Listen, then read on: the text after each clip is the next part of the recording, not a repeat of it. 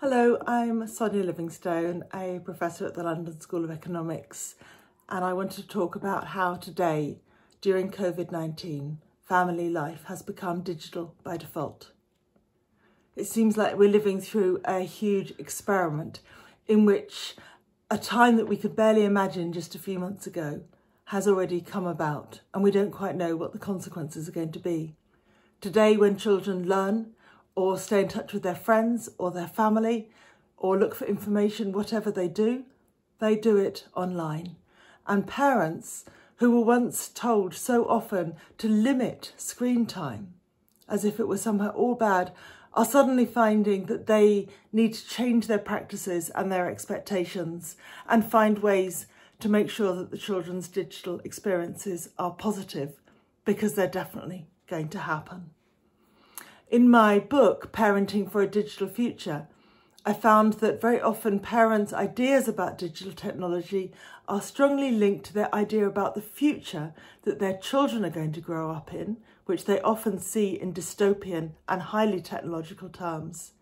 And they compare that with their own childhood, which often had so much less technology, that the technology really seems like the salient change, the thing that makes the difference between our own childhood as parents and the childhood that our children themselves are having and the world that they are growing up into. What we also heard in our fieldwork for Parenting for a Digital Future was how much parents are trying to live their own values and their own desires for their children, their own hopes and fears for their children. And all kinds of things influence and shape those expectations and those values. But somehow they get focused on the technology because the technology is so salient, especially now.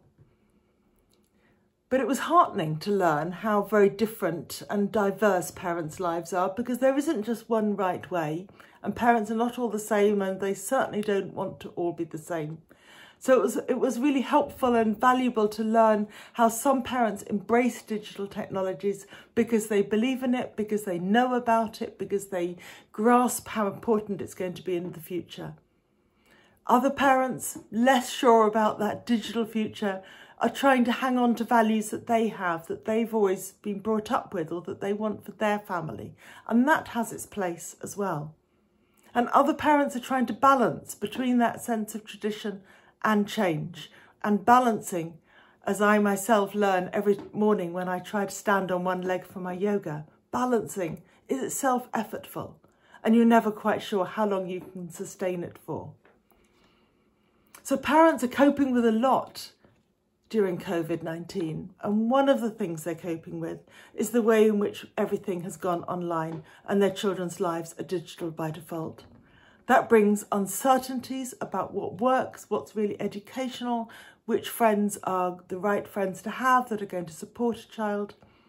It brings inequalities because not all parents are equivalently resourced, and some have many difficulties and struggles to contend with. And it brings a big question for everybody. What will come after?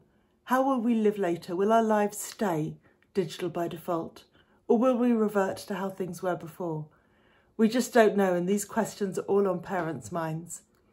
In my book, I really call on society to judge parents less, criticise them less, especially for their digital practices, and offer them more careful guidance and support that recognises the different struggles that parents are facing. Thank you.